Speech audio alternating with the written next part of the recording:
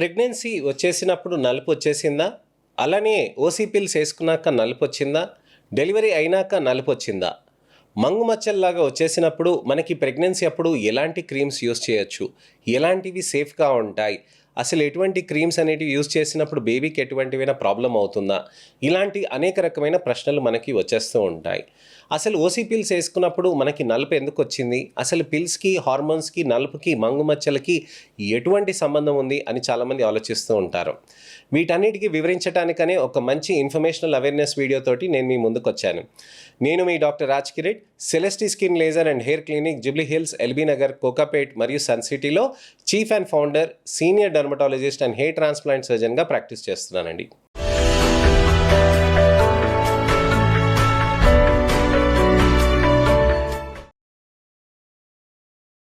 చాలామందికి నలుపు అనేది మంగు మచ్చలు అనేటివి ప్రెగ్నెన్సీ తర్వాత వచ్చేస్తూ ఉంటాయి. 4 నెలల నుంచి 9 నెలల వరకు ఎప్పుడైనా కానీ పిగ్మెంటేషన్ అనేది మంగు మచ్చలు అనేటివి వచ్చేస్తూ ఉంటాయి. మెడ దగ్గర కూడా నలుపు వచ్చేస్తూ ఉంటుందండి. దాన్ని అకాంతోసిస్ నైగ్రికెన్స్ అని అంటారు. ఫుల్ ఫేస్ అంతా, ఒళ్ళంతా కూడా నలుపు వచ్చేస్తూ ఉంటుంది. అది డిఫ్యూజ్ ప్రెగ్నెన్సీ ఇండ్యూస్డ్ పిగ్మెంటేషన్ అని అంటారనమాట. సో ఇలా అనేక రకమైన నలుపు వచ్చే కారణాలు ఉంటాయండి. మరి ఓసీ పిల్స్ వేసుకున్నప్పుడు కొంతమందికి నలుపు అనేది మంగు మచ్చల రూపంలో వచ్చేస్తూ ఉంటుంది. అసలు ఎందుకు అవుతుంది ఇది? మనకి ప్రెగ్నెన్సీలో కూడా మనకి హార్మోన్స్ అనేటివి మార్పులు ఉంటాయండి. ఈస్ట్రోజన్, ప్రొజెస్ట్రాన్స్ అనేటివి లెవెల్స్ అనేటివి పెరుగుతాయి. మనకి ఆ హార్మోన్స్ అనేటివి లెవెల్స్ పెరిగినప్పుడు మనకేమవుతుంది, అక్కడ మంగు మచ్చల దగ్గర ఉన్న అక్కడ మెల్నోసైట్స్ ఏవైతే ప్రాబ్లం ఉన్నాయో ఆ మెల్నోసైట్స్ దగ్గర మెల్నోసైట్ స్టిమ్యులేటింగ్ హార్మోన్ అనేది డిఫ్యూజ్గా డిస్టర్బ్ అవుతుంది అనమాట. ఆ డిస్టర్బ్ అయినప్పుడు ఏమవుతుంది, అక్కడ పెండ్యులస్ మెల్నోసైట్ అనేది అక్కడికి వచ్చి పడిపోతుంది. అంటే ఆ మెల్నోసైట్ అనేది మనకి పెండ్యులం అంటాం కదండి, గడియారంలో ఒక పెండ్యులం ఉంటుంది కదా, ఆ పెండ్యులం లాగా అక్కడ సాగి పడిపోతుంది అనమాట. కిందికి పడిపోదు, పైన ఉండదు అనమాట. సో అలా సాగి పడిపోయేటప్పటికి అక్కడ ఊగిసలాటగా ఉంటుందన్నమాట. అక్కడ నలుపు ప్రొడక్షన్ చేస్తూ ఉంటుంది. ఆ నలుపు ప్రొడక్షన్ అవ్వటంతో ఏమవుతుందనంటే కిందకి కొద్దిగా జారి పడుతుంది. నలుపు అనేది కొద్దిగా అది పైకి ఇవ్వాలి కదా, సో అది ఎప్పుడు పైకే ఇవ్వాలి. కానీ ఆ కొద్దిగంత కిందికి జారి పడినప్పుడు కొద్దిగంత పైన కూడా వచ్చేస్తుంది అనమాట. అది సరైన విధంగా అది డిస్ట్రిబ్యూట్ కాదు. మెల్నోసోమ్స్ అనేది అక్కడ ఆ విధంగా డిస్ట్రిబ్యూట్ కాదనమాట. ఆ విధంగా డిస్ట్రిబ్యూట్ కానప్పుడు ఏమవుతుంది, అక్కడ నలుపు అనేది పేరుకుపోతుంది అనమాట. సో పైన పొరలో పేరుకుపోయిందని ఎపిడర్మల్ మెలాస్మా అంటారు, కింద పొరలో పేరుకున్నదాన్ని డర్మల్ మెలాస్మా అని అంటారనమాట. సో ఈ హార్మోనల్ ఈ విధంగా ఇబ్బంది కలిగిస్తూ ఉంటుంది. అలానే ఓసీ పిల్స్ వేసుకున్నా కానీ ఇదే హార్మోన్స్ తోటి ఇంపాక్ట్ అవుతాయండి. ఈస్ట్రోజన్స్, ప్రొజెస్ట్రాన్స్ కంటైనింగ్ పిల్స్ ఉంటాయి కదా, ఆ పిల్స్ అనేటివి తీసుకున్నప్పుడు కూడా నలుపు ఈ విధంగా ఉంటాయి.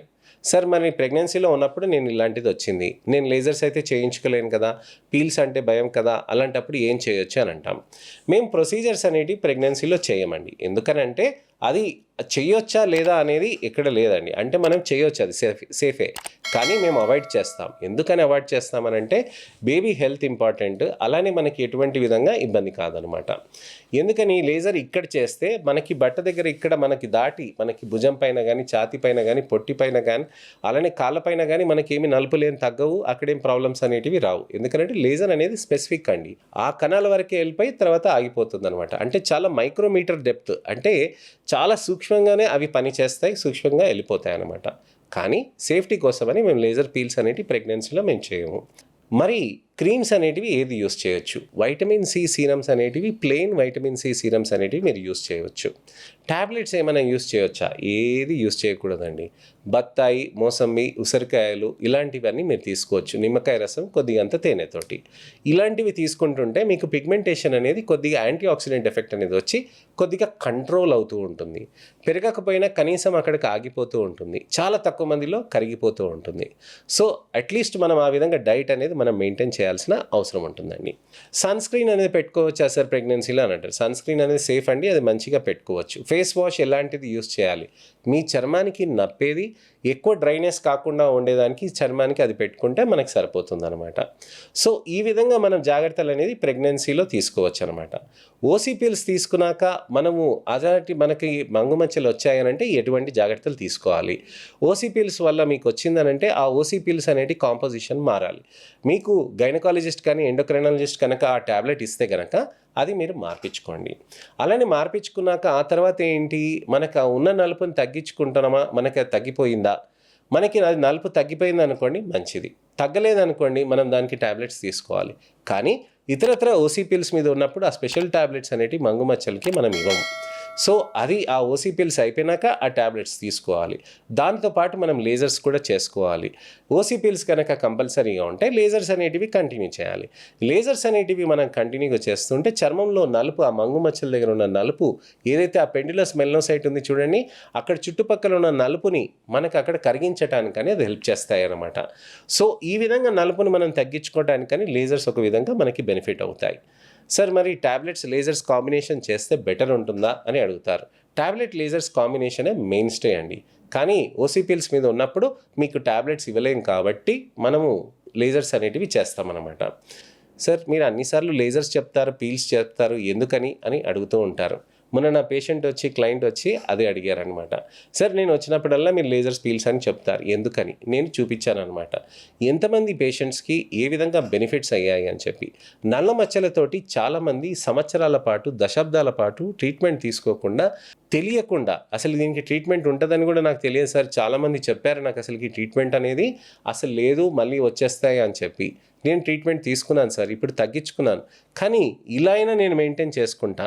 నా చర్మం నాకు వస్తే చాలు సార్, నాకేమో ఏదో తెల్లగా అయిపోయి ఒక హీరోయిన్ లాగానో ఒక యాక్టర్ లాగానో నాకు కావాలని నాకేం లేదు, నా చర్మం నాకు వస్తే నాకు చాలు సార్ అని చాలామంది క్లయింట్స్ చెప్తారనమాట.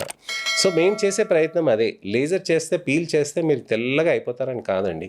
మీ చర్మం మీకు ఆరోగ్యవంతంగా కనిపించే విధంగా మనకుంటే సరిపోతుందన్నమాట. లోపల పరంగా మనకి ఏంటి, ఎటువంటి జాగ్రత్తలు తీసుకోవాలి, డైట్ అనేది తీసుకుంటూ ఉండాల్సిన అవసరం ఉంటుంది. అది చెప్పానండి. సన్ స్క్రీన్ అనేది పెట్టుకోవాలి, సీరమ్స్ అనేటివి పెట్టుకోవాలి. ప్రెగ్నెంట్ ఉమెన్ అయితే ఖచ్చితంగా డైటరీ అడ్వైస్, అలానే మీరు ఏదైతే సీరం తీసుకోవాలో అది అడ్వైస్ తీసుకొని చేయాలి. ఆన్లైన్లో ఇష్టం ఉన్నట్టుగా మనం తీసుకొని పెట్టుకోకూడదండి. సో ఇది విషయం అండి. మనకి చాలా ఇంపార్టెంట్గా ఏంటంటే మనం ఈ విధంగా స్కిన్ కేర్ అనేది మనం చేసుకోవాలి. డెలివరీ అయినాక మనకి మంగు మచ్చలు తగ్గుతాయా? డెలివరీ అయినాక మంగు మచ్చలు అనేటివి కొంతమందిలో బాగా తగ్గుతాయి, కానీ డెలివరీ అయినాక కూడా కంటిన్యూ అవుతూ ఉంటుంది. కొంతమందికి డెలివరీ టైంలోనే మంగు మచ్చలు వస్తాయి. అలాంటప్పుడు కూడా ట్యాబ్లెట్స్ తీసుకోవండి. అలానే మనం లేజర్స్ అనేటివి కంటిన్యూ చేయొచ్చండి. లేజర్స్, పీల్స్ అనేటివి మనం చేసుకుంటూ పోతుంటే చర్మంలో మనకి మంచిగా నలుపు అనేది తగ్గి కంట్రోల్ అనేది వచ్చేస్తూ ఉంటుందండి. సో మంగు మచ్చల గురించి, ట్యాబ్లెట్స్ ఇండక్షన్ తోటి పిగ్మెంటేషన్ వచ్చిన దాంతో ఏ విధంగా మనము జాగ్రత్తలు తీసుకోవాలనే దాని గురించి అని నేను మీకు వివరించాను. డైట్ గురించి కూడా చెప్పాను. సో ఇంకా ఎటువంటి అయినా సందేహాలు కానీ, అపోహలు కానీ, ప్రశ్నలు ఉంటే కనుక తప్పకుండా మీరు కామెంట్ సెక్షన్లో పెడితే దానికి తగ్గట్టుగా నేను మీకు వీడియో రిప్లై కానీ, టెక్స్ట్ రిప్లై కానీ చేస్తాను. నెక్స్ట్ ఇన్ఫర్మేషనల్ అవేర్నెస్ వీడియోతోటి మళ్ళీ నేను మీ ముందుకు రావాలంటే నా ఛానల్ సబ్స్క్రైబ్ చేసుకొని నోటిఫికేషన్ బటన్ నొక్కండి. ఎవరికైనా మంగు మచ్చలతో బాధపడుతున్నారనంటే ఈ వీడియోని వాళ్ళకి షేర్ చేయండి. నా ఈ అవేర్నెస్ క్యాంపెయిన్లో మీరు కూడా పాలు పంచుకుంటారని ఆశిస్తున్నాను. దయచేసి నా వీడియోని హైప్ చేయండి. హైప్ అనే ఫీచర్ ఉంటుంది. ఆ 3 చుక్కలు నొక్కితే అక్కడ హైప్ అనే ఆప్షన్ ఉంటుంది. దాన్ని హైప్ చేయండి. అలానే లైక్ చేసి షేర్ చేయండి. నేను మీ doctor Raj Kireet, Celestee skin laser and hair clinic, Jubilee Hills, LB Nagar, Kokapet మరియు సన్ సిటీలో chief and founder, senior dermatologist and hair transplant సర్జన్గా ప్రాక్టీస్ చేస్తున్నానండి. నెక్స్ట్ వీడియోలో కలుస్తానండి. నమస్తే.